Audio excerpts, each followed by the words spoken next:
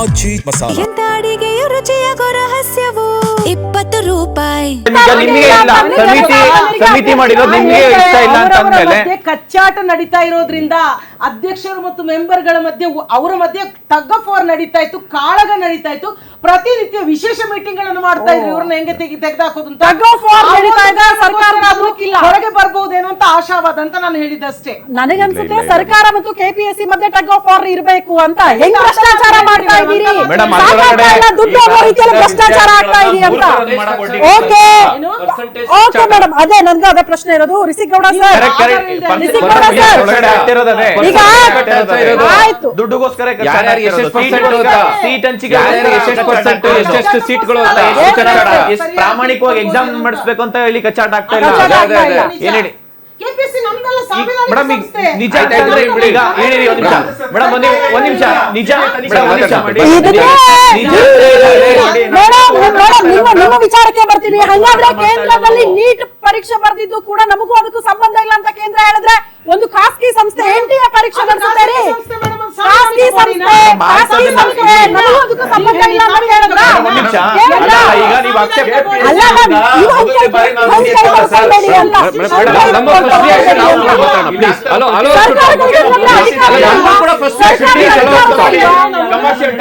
Exam ತಗೊಳ್ಳಿ. ಪ್ರತಿಯೊಂದು exam sir ನಿಮ್ಗೆ ಮಾಹಿತಿ ಕೊಡ್ತೀನಿ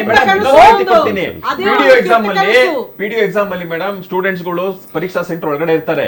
ಅಲ್ಲಿ ಪರೀಕ್ಷೆ ನಡೆಸಬೇಕಾದ ಟೈಮ್ ಅಲ್ಲಿ ಪರೀಕ್ಷೆ ನಡೆಯೋದಿಲ್ಲ, ಅಲ್ಲಿ ವಿಳಂಬ ಆಗುತ್ತೆ. ಯಾಕೆ ಅಂತ ಡೌಟ್ ಬಂದು ವಿದ್ಯಾರ್ಥಿಗಳು ಪ್ರಶ್ನೆ ಮಾಡಿದ್ರೆ ಆ ಟೈಮ್ ಅಲ್ಲಿ ಅವ್ರನ್ನ ಕನ್ವಿನ್ಸ್ ಮಾಡ್ತಾರೆ. ಪ್ರಶ್ನೆ ಪತ್ರಿಕೆ ಒಂದು ಬಂಡಲ್ ತಗೊಂಡ್ಬಂದಾಗ ಅದು ಸೀಲ್ ಓಪನ್ ಆಗಿರುತ್ತೆ. ಸೀಲ್ ಓಪನ್ ಆಗಿದ್ದಾಗ ಯಾಕ್ರೆ ಹಿಂಗೆಲ್ಲ ಮಾಡ್ತಾ ಇದ್ರಿ ಅಂತ ಪ್ರಶ್ನೆ ಮಾಡಿದ್ರೆ ಎಫ್ಐಆರ್ ಹಾಕಿದಾರೆ ಮೇಡಮ್. ಎಫ್ಐಆರ್ ಮಾಡಿದ್ದಾರೆ. ಎಫ್ಐಆರ್ ಮಾಡೋ ಹಕ್ಕು ಮಾತ್ರ ಸರ್ಕಾರಕ್ಕಿದೆ. ಕೆಪಿಎಸ್ಸಿ ಅಲ್ಲಿ ಅಧ್ಯಕ್ಷರು ಅಥವಾ ಬೋರ್ಡ್ ನ ಸದಸ್ಯರುಗಳು ಮಾಡುವ ಕೆಲಸಕ್ಕೂ ನಮಗೂ ಸಂಬಂಧ ಇಲ್ಲ, ನಮ್ಮ ಅಧೀನದಲ್ಲಿ ಬರಲೇ ಇಲ್ಲ. ರಿಸಿಗೌಡ ಸರ್, ಕಾಂಗ್ರೆಸ್ ವಕ್ತಾರರ ರಿಯಾಕ್ಷನ್ ಅದು ನೋಡಿ. ಆಯ್ತು ಮೇಡಮ್, ಬೇರೆ ಪ್ಯಾನಲಿಸ್ಟ್ ಮಾತಾಡ್ಸೋಣ. ಸರ್ ತಮ್ಮ ರಿಯಾಕ್ಷನ್ ಕೊಡಿ ರಿಸಿಗೌಡ ಸರ್. ಮೇಡಮ್ ನೋಡಿ, ಮೊದಲನೇದಾಗಿ ಈಗ ನೀಟ್ ಏನು ಒಂದು ಅವ್ಯವಹಾರ ಆಗಿತ್ತು ಅಂತ ಅಂದ್ಬಿಟ್ಟು ನಮ್ಮ ಯೂತ್ಸ್ ಏನೊಂದು ಹೋರಾಟ ಮಾಡಿದ್ರು, ಅದಕ್ಕೆ ಸಿಕ್ಕಿರುವಂತಹ ಜಯ ಅದು. ಸೊ ಅದಕ್ಕೆ ನಾನು ಫಸ್ಟ್ ಆಫ್ ಆಲ್ ಕಂಗ್ರ್ಯಾಚುಲೇಷನ್ಸ್ ಹೇಳ್ತೀನಿ.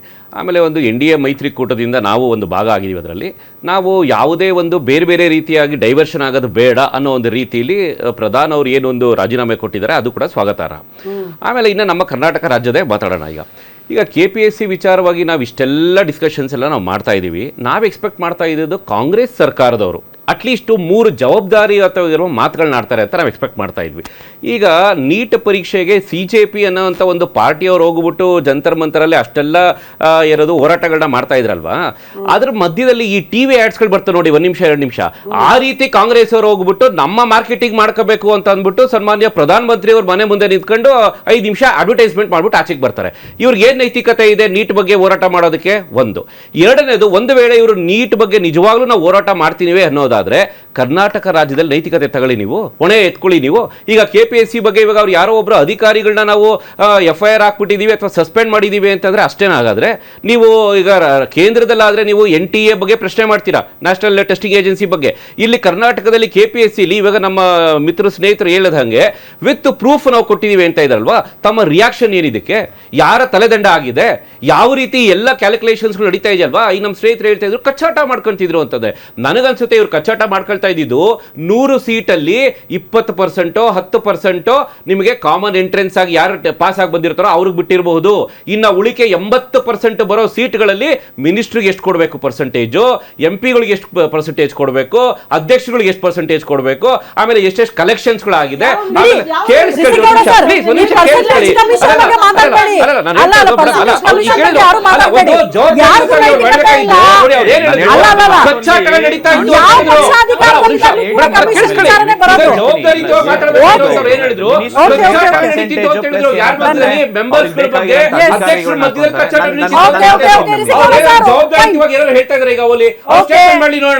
ಈಗ ಇಷ್ಟೆಲ್ಲ ಗೊತ್ತಾಗಿದೆಯಲ್ವಾ? ಈಗ KPSC ಈ ಹಿಂದೆ ಆಗಿರುವಂತೆಲ್ಲ ತನಿಖೆ ಮಾಡುವಂತ ತಾಕತ್ತಿದೆ ಕಾಂಗ್ರೆಸ್ ಸರ್ಕಾರದವ್ರಿಗೆ. ಹೇಳಿ ನೋಡೋಣ ಯಾವೆಲ್ಲ ಅಪಾಯಿಂಟ್ಮೆಂಟ್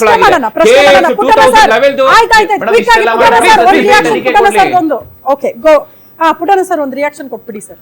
ಮೇಡಮ್, ನಮ್ಮ ದೇಶದಲ್ಲಿ ಇವತ್ತಿನ ಪಾಪ ನಮ್ಮ ಯುವಕರನ್ನ ನೋಡಿದ್ರೆ ನಮಗೆ ತುಂಬ ಬೇಸರ ಆಗುತ್ತೆ. ಯಾತಕ್ಕೆ ಅಂತಂದರೆ ಇವತ್ತು ಲಂಚ ಅನ್ನೋದು ಒಂದು ಲಂಚ್ ಬಾಕ್ಸ್ ಥರ ಆಗೋಗ್ಬಿಟ್ಟೈತೆ ಮೇಡಮ್.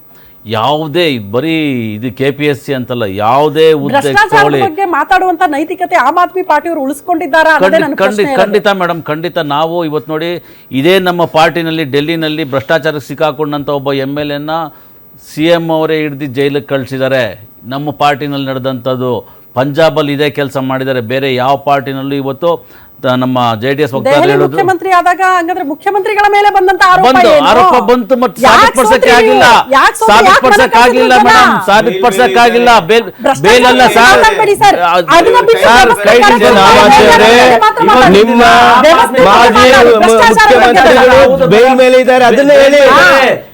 ಅದನ್ನ ಹೇಳಿ.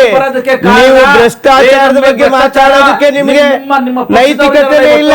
ಯಾರಿಗೂ ಇಲ್ಲ, ಯಾರಿಗೂ ಇಲ್ಲ. ಬಿಜೆಪಿ ಅವ್ರಿಗೂ ಇಲ್ಲ, ಆಮ್ ಆದ್ಮಿ ಪಾರ್ಟಿ ಅವ್ರಿಗೂ ಇಲ್ಲ, ಕಾಂಗ್ರೆಸ್ ಅವ್ರಿಗೂ ಇಲ್ಲ, ಜೆಡಿಎಸ್ ಅವ್ರಿಗೂ ಇಲ್ಲ.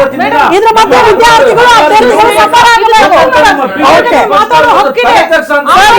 ಭ್ರಷ್ಟಾಚಾರ, ಲಂಚ ಅದೆಲ್ಲ ವ್ಯವಸ್ಥೆಯನ್ನ ಸರಿ ಮಾಡೋದು ಹೇಗೆ? ಎಲ್ಲಿ ಇರಿ ಮೇಡಮ್, ಇರಿ ಮೇಡಮ್, ವ್ಯವಸ್ಥೆ ಸರಿ ಮಾಡೋದ್ರ ಬಗ್ಗೆ ನಾವು ಹೇಳ್ತೀನಲ್ಲ, ಪ್ರತಿಯೊಂದು ನಾನು ಇವಾಗ ನೋಡಿ ಮೇಡಮ್, ತುಂಬಾ ಸಾಧಾರಣ. ಇವತ್ತು LKG ಇಂದ ಹಿಡಿದು ಲಾಸ್ಟ್ ಎಜುಕೇಶನ್ ಆಗೋವರೆಗೂ ಲಂಚ ಅನ್ನೋದೇ ಬರ್ತಿದೆ. ಮತ್ತೆ ಊಟ ಮಗುವಿಂದ ಹಿಡಿದು ಸಾಯೋ ಮನುಷ್ಯನವರೆಗೂ ಲಂಚ ಕೇಳ್ತಾ ಇದ್ದಾರೆ. ಇದ್ರ ಬಗ್ಗೆ ಏನಾದ್ರು ಒಂದು ಹೋರಾಟ ಕೊಡಿಸ್ಬೇಕು.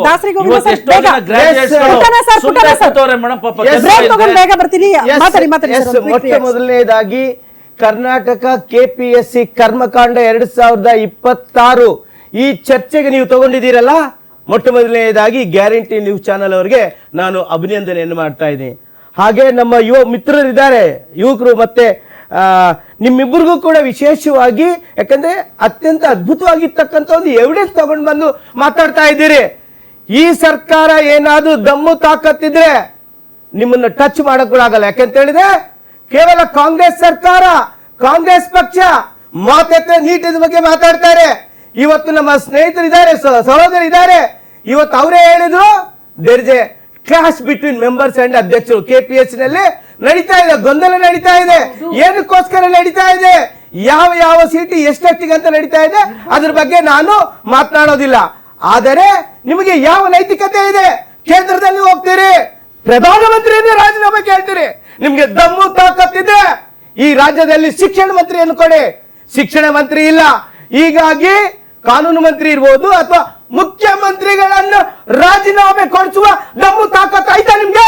ಎಸ್, ದಾಸರಿ ಗೋವಿಂದ ಸರ್, ವಾಪಸ್ ಬರ್ತೀನಿ ಮೇಡಮ್. ಇದೇ ಪ್ರಶ್ನೆ ಇರೋದು. ಆಯ್ತು ಆಯ್ತು ಆಯ್ತು, ದಾಸರಿ ಗೋವಿಂದ ಸರ್.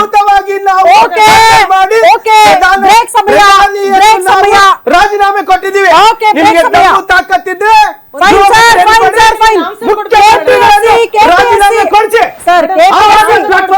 KPSCಯಲ್ಲಿ ಕರ್ಮಕಾಂಡ ಅಕ್ರಮಗಳು ನಡೀತಾ ಇತ್ತು ಅನ್ನೋದನ್ನ ಬಹುತೇಕ ಸಲ ಅಭ್ಯರ್ಥಿಗಳು ಬೀದಿಗಿಳಿದು ಹೋರಾಟ ಮಾಡಿದ್ರು ಕೂಡ ಡೋಂಟ್ ಕೇರ್ ಅಂತೂ ಸರ್ಕಾರ. ಯಾಕಂದ್ರೆ ಈ ಬಾರಿ ಯಾಕೆ ಇಷ್ಟೊಂದು ಹೈಪ್ ಪಡೆದುಕೊಳ್ತಾ ಇದ್ರೆ ಅಂದ್ರೆ ಸಾಕ್ಷಿ ಸಮೇತ ನಮ್ಮ ವಿದ್ಯಾರ್ಥಿ ಸಂಘಟನೆಯ ಅಧ್ಯಕ್ಷರೇ ನೋಡಿ ಸರ್, ನಿಮ್ಮಲ್ಲಿ ಇಂತ ಅಕ್ರಮ ನಡೀತಾ ಇದೆ, ದುಡ್ಡಿಗೆ ಡೀಲ್ ಆಗ್ತಾ ಇದೆ ಹುದ್ದೆಗಳು ಅನ್ನೋದನ್ನ ಸಾಕ್ಷಿ ಸಮೇತ ತೋರಿಸಿದ್ದಾರೆ. ಹಂಗಾಗಿ ಈಗ ಸರ್ಕಾರಕ್ಕೂ ಕೂಡ ಮುಜುಗರ ಆಗಿದೆ. ಇಡೀ ರಾಜ್ಯದಲ್ಲಿ ಹಲ್ಚಲ್ ಎಬ್ಬಿಸಿರುವಂತಹ ವಿಚಾರ, ಅಟ್ಲೀಸ್ಟ್ ಈಗಲಾದ್ರೂ ವ್ಯವಸ್ಥೆ ಸರಿಯಾಗ್ಲಿ ಅನ್ನೋದು ಆಗ್ರಹ ಇದೆ. ಈಗ ಬಿಜೆಪಿ ವಕ್ತಾರರು ಕೇಳಿದ್ರು, ದೆಹಲಿಯಲ್ಲಿ ಪ್ರಧಾನಿ ನರೇಂದ್ರ ಮೋದಿ ಅವರೇ ರಾಜೀನಾಮೆ ಕೊಡ್ಲಿ ಅಂತ ಆಗ್ರಹಿಸಿದ್ರಲ್ಲ, ನಮ್ಮ ರಾಜ್ಯದಲ್ಲಿ KPSCಯಲ್ಲಿ ಇಷ್ಟೆಲ್ಲ ಆಗಿದೆಯಲ್ಲ, ಸಾಕ್ಷಿಗಳಿದೆಯಲ್ಲ, ಈಗ ಯಾರು ರಾಜೀನಾಮೆ ಕೊಡ್ತಾರೆ? ಶಿಕ್ಷಣ ಇಲಾಖೆಗೆ ಸಚಿವರಿಲ್ಲ ಸದ್ಯಕ್ಕೆ, ಈ ಖಾತೆ ಇರೋದು ಮುಖ್ಯಮಂತ್ರಿಗಳ ಬಳಿಯೇ. ಹಂಗಾದ್ರೆ ಮುಖ್ಯಮಂತ್ರಿಗಳು ನೈತಿಕ ಹೊಣೆ ಹೊತ್ತು ರಾಜೀನಾಮೆ ಕೊಟ್ಬಿಡ್ತೀರಾ? ಇದನ್ನ ಪ್ರಶ್ನೆ ಮಾಡ್ತಿದ್ದಾರೆ.